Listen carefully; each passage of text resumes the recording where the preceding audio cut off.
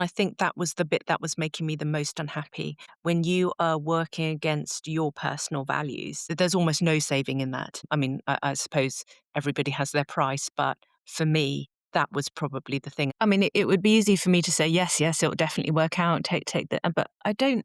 I think what I would say to them is it's not important what you're leaving behind and it's not important what you're going to. They're not the drivers. The driver is what you want in life. Welcome to What Was, What Next. This is a podcast about the seasons of change that shape our lives. I'm Hina Thacker, and in each episode, I sit down with someone who has stepped away from what once was, be it a career, a role, a relationship, an identity, and is now finding their way through the uncertain space of what comes next. These are not stories of perfect reinvention. They're honest conversations about the in-between seasons, the moments when the old life no longer fits and the new one hasn't fully formed. If you're navigating a transition of your own, you're not alone here. There are many of us who have navigated through those same waters. So let's begin the conversation for today.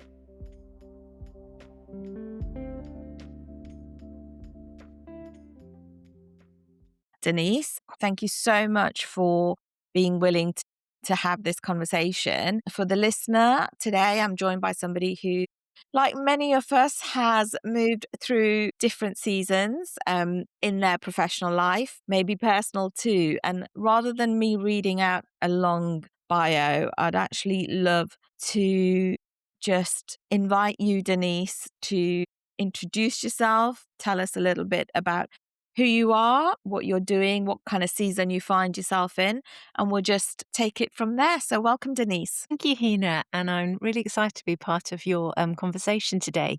So, I'm Denise. I am an optometrist, and currently I work at the College of Optometrists, the General Optical Council, Oxford Eye Hospital as my professional role. And at home, I'm a mum of two boys, one of which is autistic. So you have a full-on life, Denise. And tell everybody who's sitting on your lap right now, if they're still there. He is still here. I have my dog. He is meant to be a non-bark breed, but he's turned into a little bit of a delinquent. So he's here just having some cuddles. And we're very happy to have his energy with us today. So, to start off with, Denise, I knew you, we worked together for a little while. There was definitely a shift happening for you in the sense that I remember very clearly the day you knocked on my door and said, I've got something to say and I'm moving on. And things have shifted and changed for you work-wise since those days. What made you think this is not for me any longer and I need to kind of find something else? Yeah, do you mind talking about that a little bit? Yeah, absolutely. So, as with a lot of optometrists, I did my pre-reg at the time in London Aitchison. And around the time of the PQEs when I was doing it, you hardly got paid. So you sort of usually came back to your hometown and lived with your parents, which is what I did. So I started actually off in a multiple practice, but very quickly I moved into hospital eye service after a brief stint in locuming.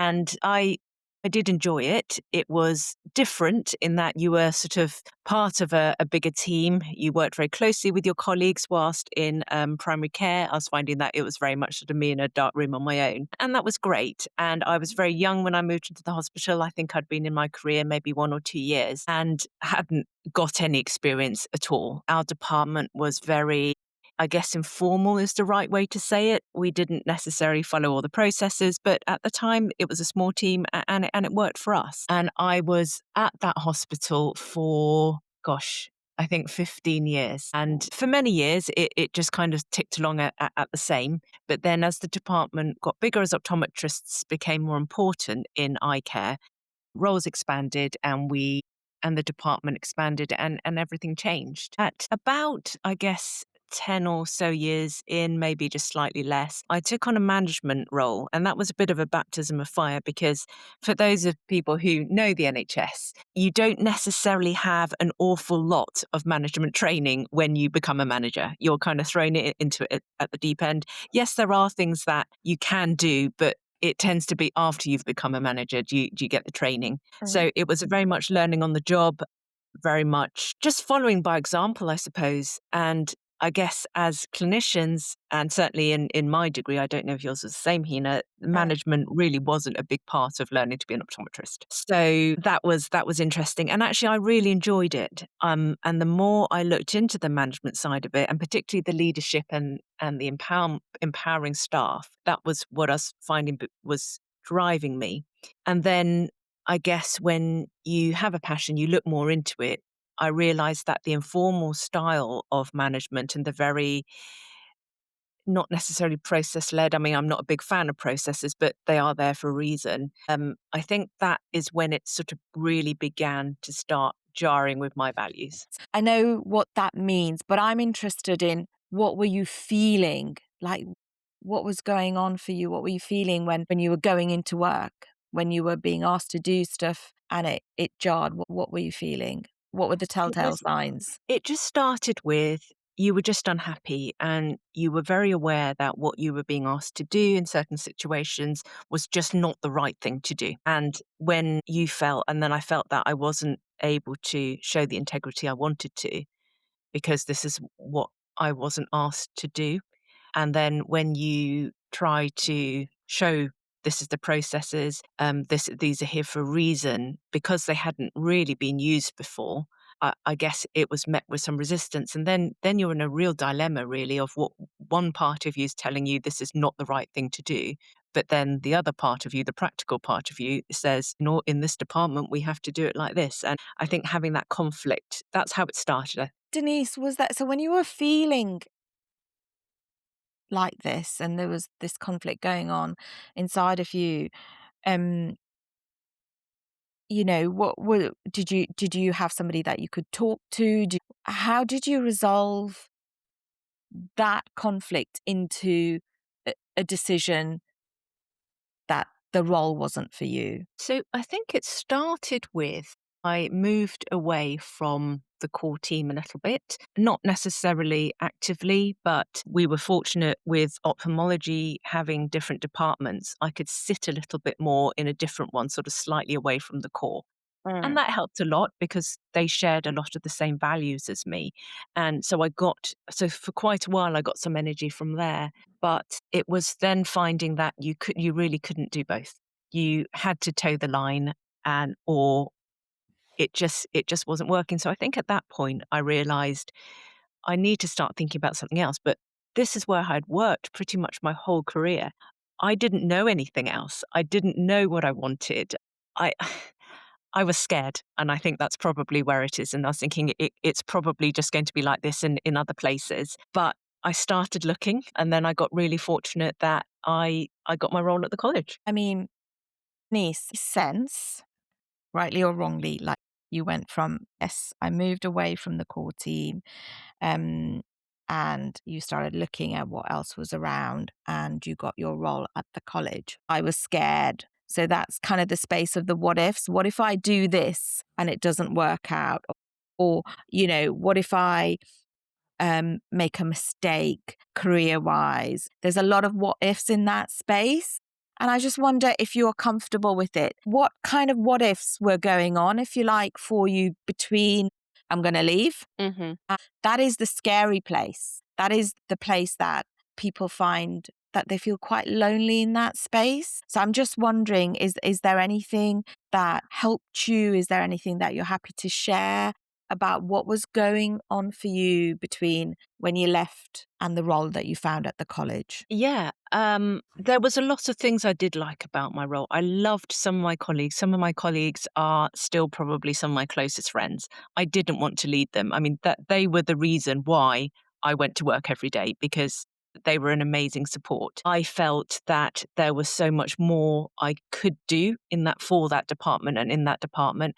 And I was thinking maybe I just need to wait for my moment. in that situation so that I can make it better. So there was a lot of what ifs. There was a lot of reasons why I shouldn't move and I should stay. It was really close to my house. It was, in many ways, it was working really, really well. I think, so would I have stepped away had the other job not come up? I don't Mm. know, is the honest answer. I think I was lucky that the college job came up when it came up, and that was the catalyst to move because it seemed to work very well. But up until the last moment, even when I was accepting it, even when I knew I was going, I was still really, really unsure. This is what I'd known for my whole working career.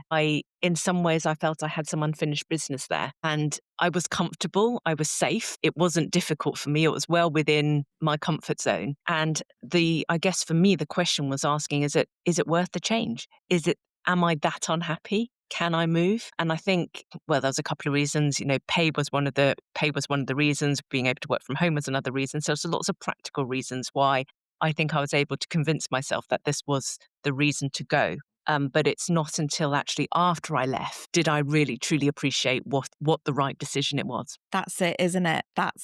So listening to you then in that moment, it was, do you feel like you had to take a leap of faith? Yeah, absolutely.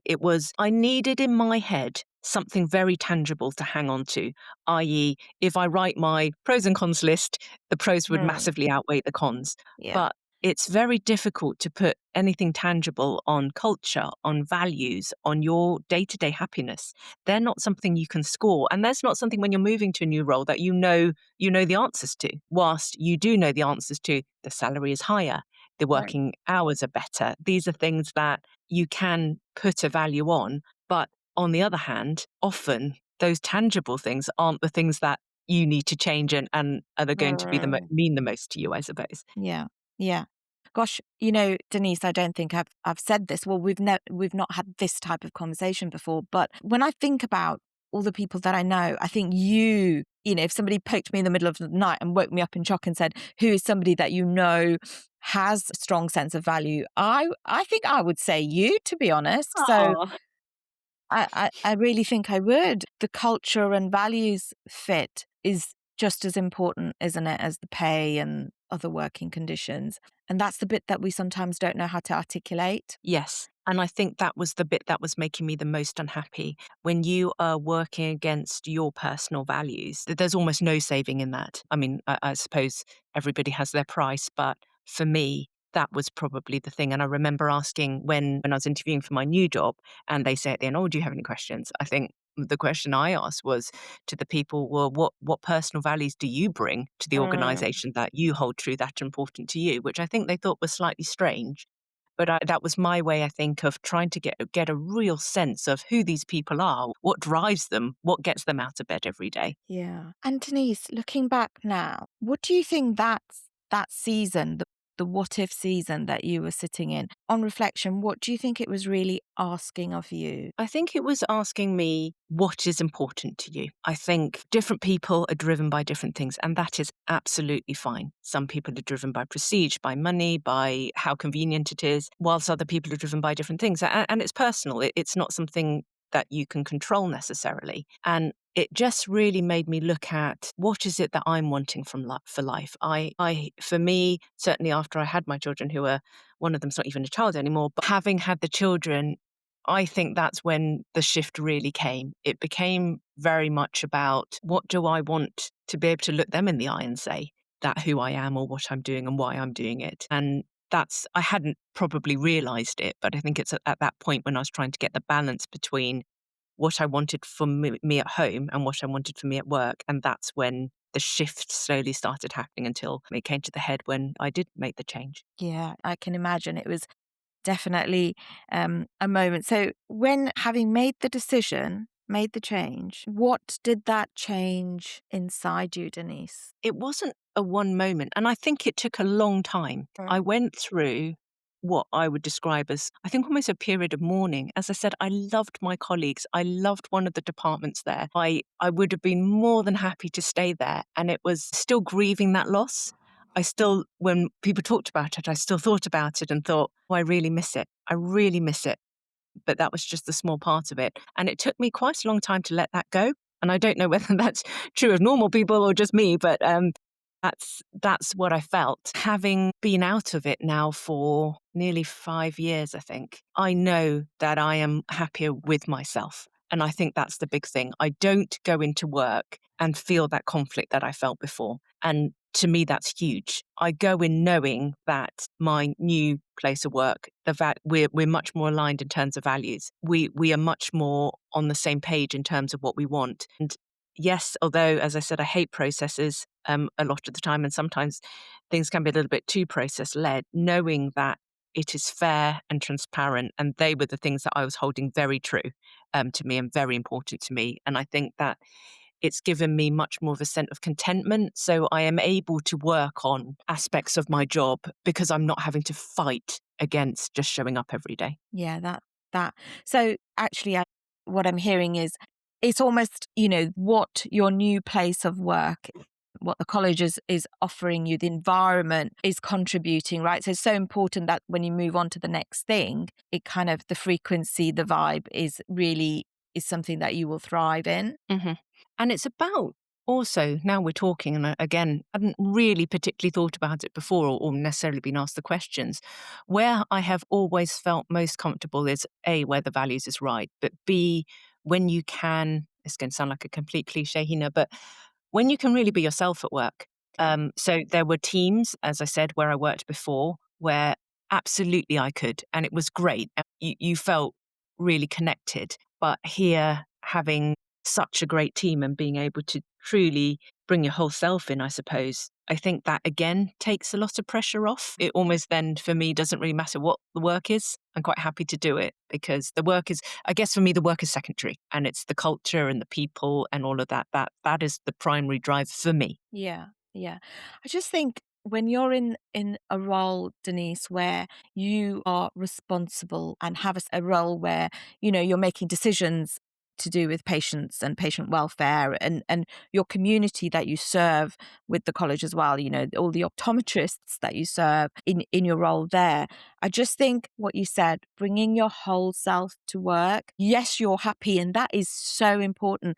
But I think that when you're in one of the kind of giving roles, as I call it, where you're being of service to patients, to your community, I think when you bring your whole self to work, as you said, they benefit, the people that you are serving, because you're happier. Perhaps there's less conflict in your head about, I don't really want to be here. So you're fully present to the patients, all of that. I think that's quite profound what you just said about bringing your whole self to work. Yeah, and I think that's really important because obviously all parts of you make you, and you're not a robot. And particularly when you are patient facing or you're working in a situation where you are public facing, having to hide sort of quite large amounts of who you are, again, the effort it takes to do that then means that you can't really commit to what your actual true task is because half of it is spent trying to be somebody or hiding parts of you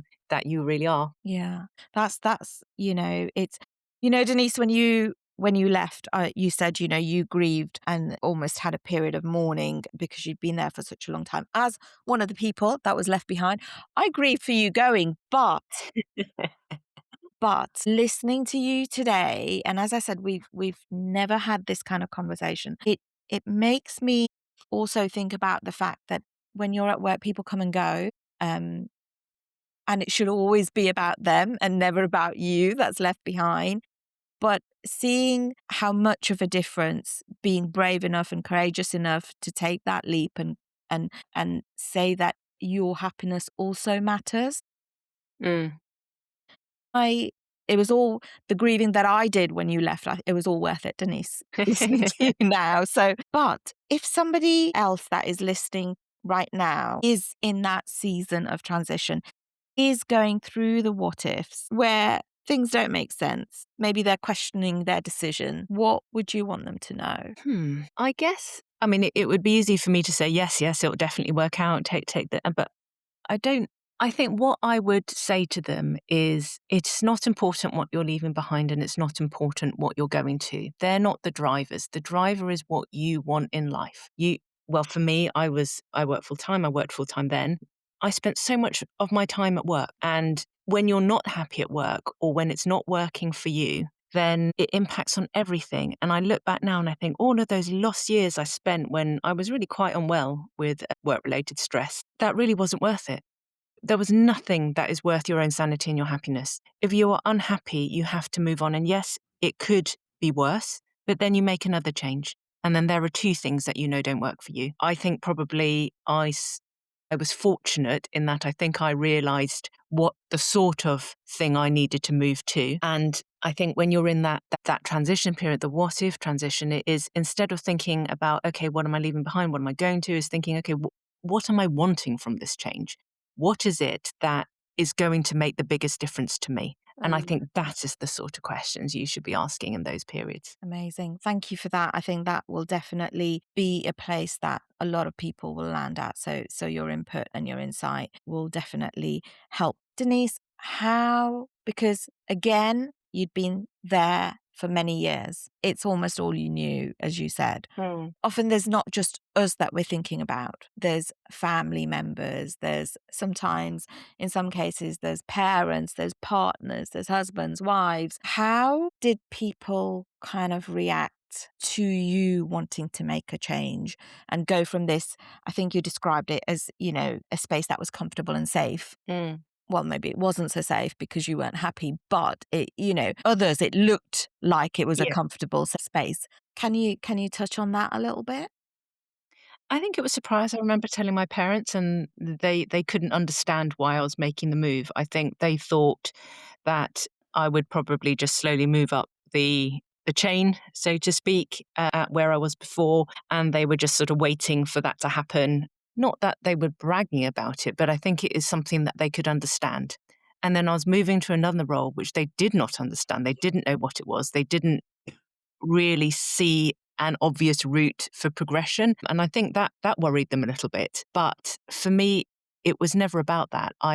I'm not hugely ambitious from that perspective. I want to do the best in the situation I am, and for me, having that balance between what I need to do at work and what I need to do at home is that's what's important to me. And I think being able to be honest with myself and saying that is what I need, rather than just following people and saying, "Oh, I better get this qualification. I better do that. I better do that." Just because you felt you had to. I think I'm quite comfortable saying I'm really happy where I am because this is giving me the life that I want, more or less, and that is okay.